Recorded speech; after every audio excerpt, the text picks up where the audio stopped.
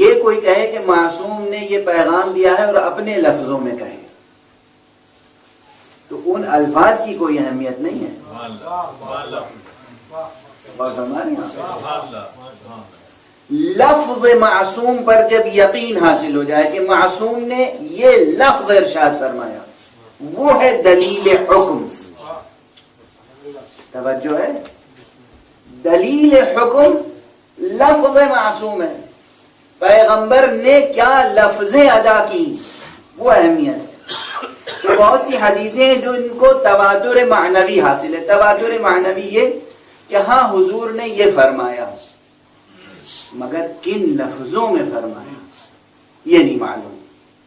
توجہ ہے, یہ وہ حدیث ہے جو انہی لفظوں کے ساتھ نقل ہوئی ہے.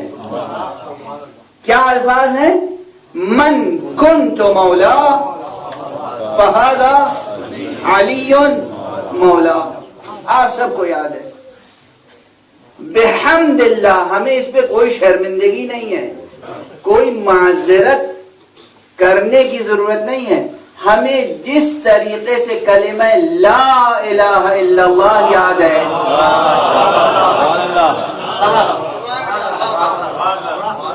جس طریقے سے کلمہ محمد رسول اللہ یاد ہے, اسی طرح ہمارے بچے کو یہ کلمہ یاد ہے. من کنت مولا فہذا علی مولا. یاد ہے یہ جملہ؟ اس کے معنی کیا ہے؟ لفظ من آتا تو ہے ذوی العقول کے لیے, یعنی ان افراد کے لیے جو صاحبان عقل ہیں, انسان کے لیے, جن کے لیے. لیکن کبھی کبھی اس کا اطلاق تمام موجودات کا احاطہ کرتا ہے. جس طرح ماں, لفظ ماں عربی کا لفظ میم الف ماں, ماں یعنی جو, من یعنی جو. ماں غیر ذوی العقول کے لیے ہے, لیکن کبھی کبھی ذوی العقول کے لیے بھی آتا ہے. توجہ ہے.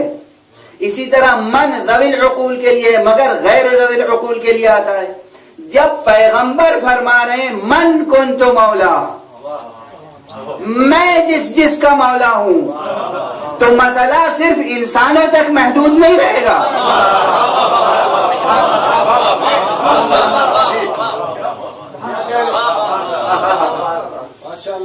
جہاں جہاں تک دائرہ ولایت مصطفیٰ ہے وہاں تک دائرہ ولایت مرتضیٰ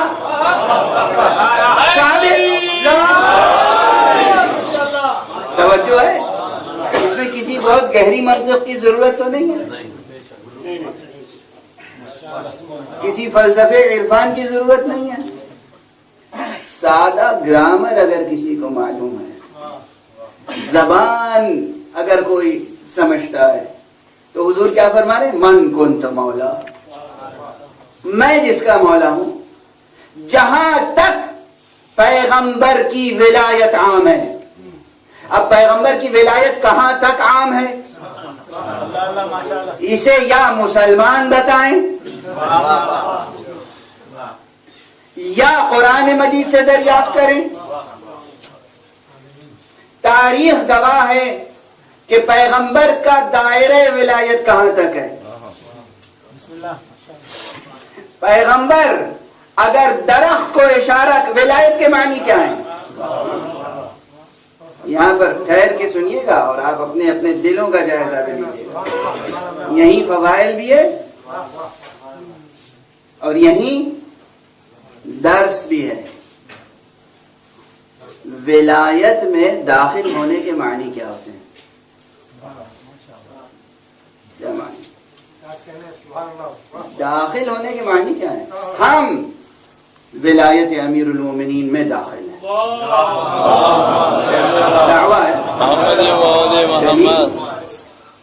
دلیل کیا ہے؟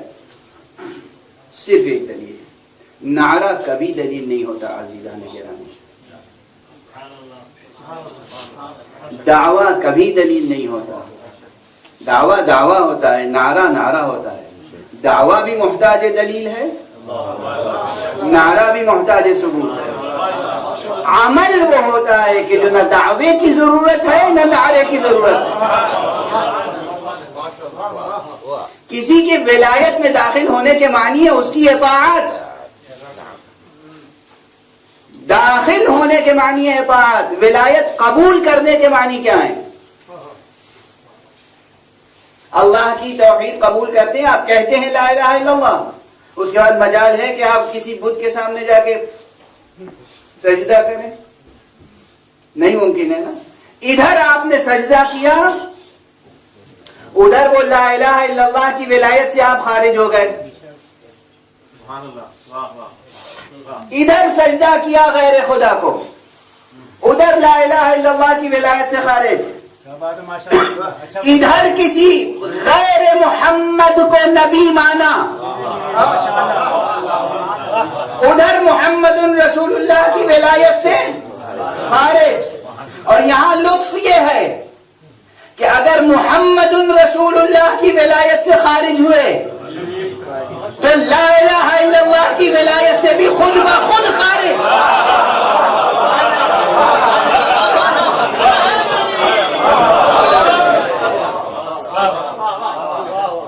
ادھر محمد رسول اللہ کی ولایت سے خارج ہوئے، ادھر لا الہ الا اللہ کی ولایت سے خارج۔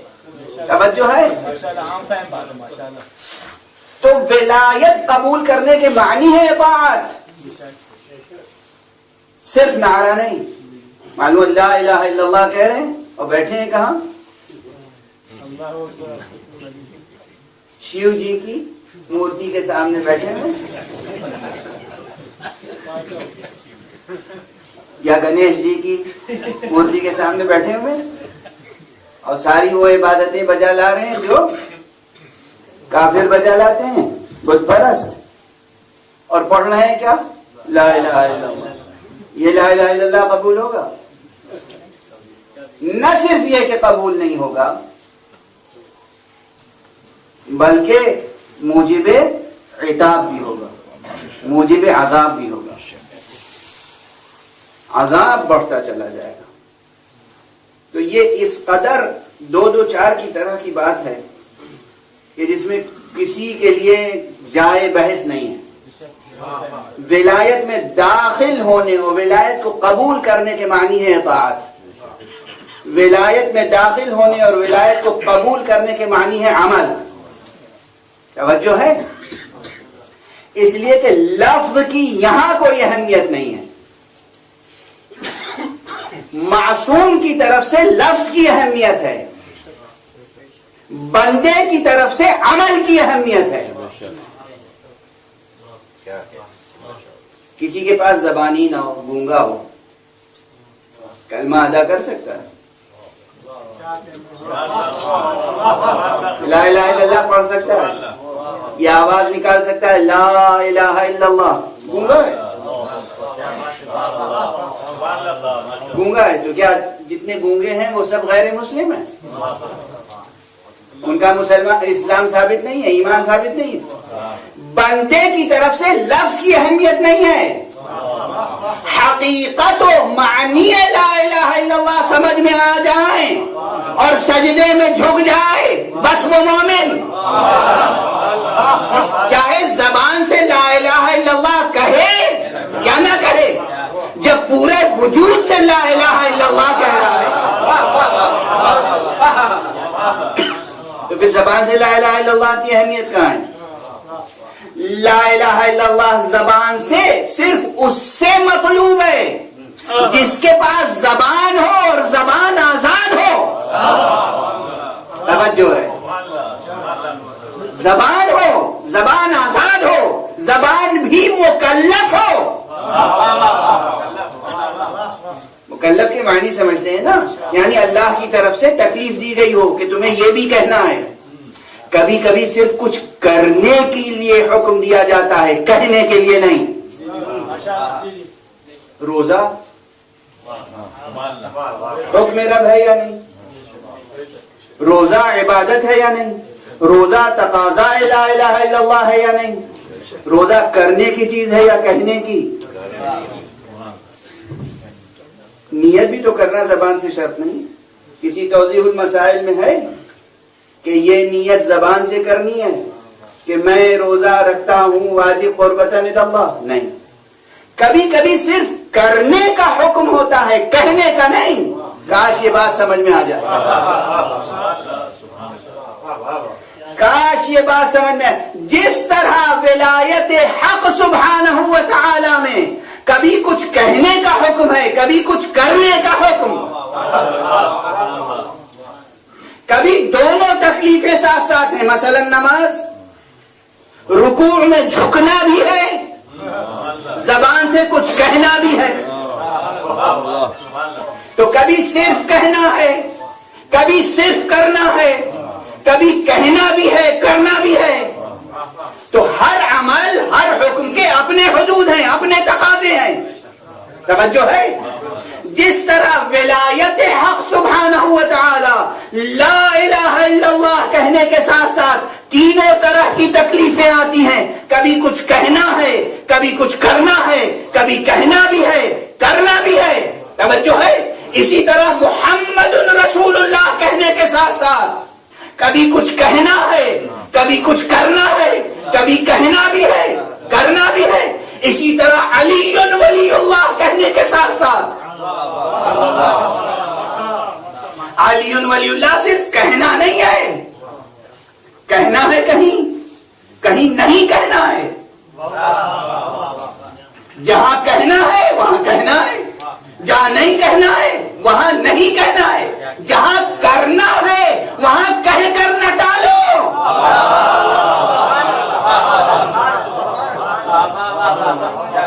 جہاں کرنے کا تقاضا ہے وہاں کچھ کر کے دکھاؤ. جہاں کرنے کا حکم ہے وہاں کچھ عمل سامنے آنا چاہیے. بہرحال خلاصہ اس بحث کا یہ ہے کہ ولایت کو قبول کرنے اور ولایت کے داخل ہونے کی پہچان صرف ایک ہے، وہ ہے اطاعت، عمل. پیغمبر کی ولایت کا دائرہ کہاں کہاں تک ہے؟ درخت کو اشارہ کیا، آ گیا. اور صرف یہی نہیں کہ آ گیا، یہ روایت کسی اور نے نہیں نقل کی ہے. امیر المؤمنین علی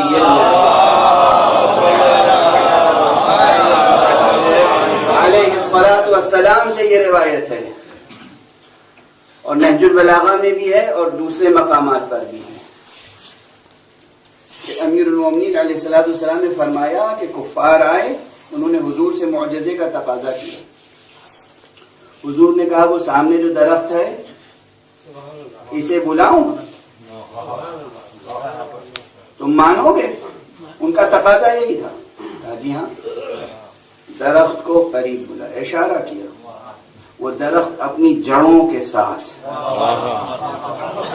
زمین سے درخت جڑوں کے ساتھ اکھڑ کے اور اس طرح آگے بڑھا جیسے کوئی غلام آگے حضور کے سامنے آگے کھڑا ہو. اس کے بعد حضور نے کہا وہیں چلے جاؤ پہلی حالت پر. کسی جمع جمائے پربار و پرسایہدار درخت کو اکھاڑ لینا تو آسان ہے،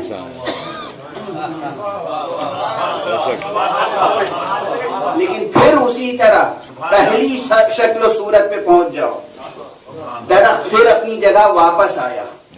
توجہ ہے؟ اور جیسے تھا پہلی شکل میں اسی شکل میں قائم ہو گیا. یہ ہے دائرہ ولایت میں اطاعت کی شان ایک درخت کی. توجہ ہے؟ حضور نے چاند کو اشارہ کیا، 2 ٹکڑے ہو گیا. یہ ہے چاند کی شان اطاعت ولایت مصطفیٰ میں. حضور نے سورج کو اشارہ کیا اور سورج پلٹ آیا. یہ ہے سورج کی شان اطاعت ولایت مصطفیٰ میں. اب مصطفیٰ کو سنو، کہتے من کنت مولا،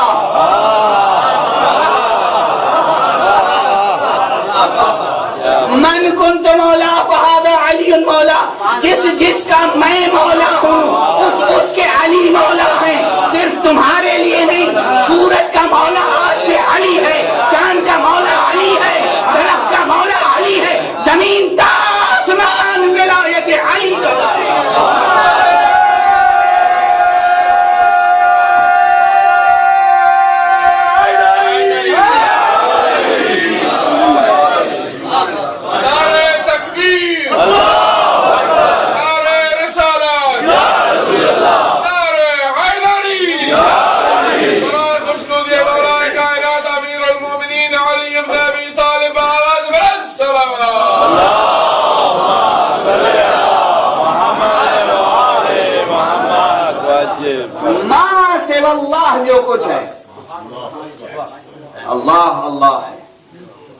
خالق ہے، اللہ محبود ہے، اللہ معبود ہے، اللہ اللہ ما سوا اللہ، اللہ کے بعد جو کچھ ہے دائرہ ولایت مصطفیٰ میں، اور جو کچھ دائرہ ولایت مصطفیٰ میں ہے وہ سب دائرہ ولایت مرتضیٰ میں ہے۔ اور ہمارے یہاں یہ غلطی اسی دن ہو گئی تھی، پہلے دن نہیں سمجھے لوگ یہ نقطہ، بخن بخن کہنے والے یہ نقطہ نہیں سمجھے، انہوں نے صرف اتنا کہا کہ بخن بخن لک یا ابن ابی طالب، اے ابو طالب کے فرزند مبارک ہو کہ آج سے آپ تمام مومنین و مومنات کے بھی مولا ہو گئے اور میرے بھی مولا ہو گئے۔ ایک بات ان کی سمجھ میں نہیں آئی، لیکن ایک بات ہماری سمجھ میں آ گئی۔ ان کی سمجھ میں یہ بات نہیں آئی کہ دائرہ ولایت علی ابن ابی طالب صرف انسانوں تک محدود نہیں ہے، انسان، جن، تمام جمادات، تمام نباتات، تمام حیوانات، تمام ملائکہ، تمام فرشتے محکوم علی ابن ابی طالب۔ یہ ہے دائرہ ولایت علی ابن ابی طالب۔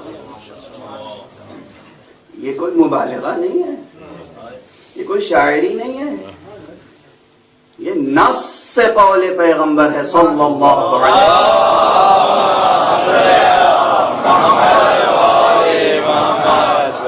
وسلم۔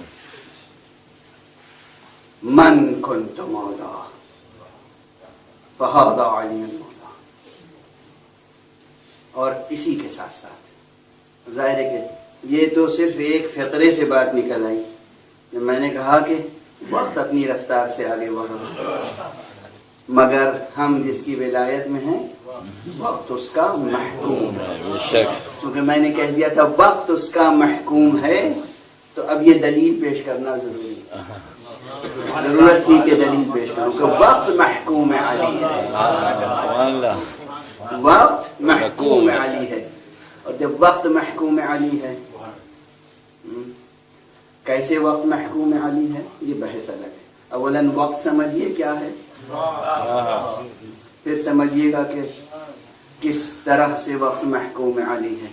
اسی لیے بعض روایتیں ہیں اور ہمارے اعتبار سے تو صحیح السند روایتیں ہیں کہ امیر المؤمنین علی ابن ابی طالب علیہ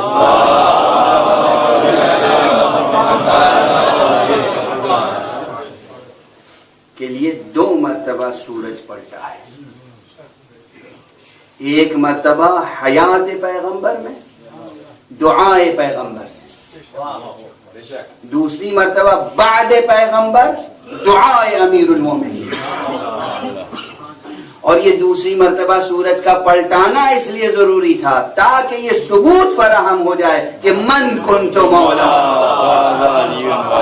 فہذا علی مولا، دلیل قائم ہو جائے کہ اگر پیغمبر کی دعا سے سورج پلٹا تھا تو علی کی دعا سے بھی سورج پلٹا۔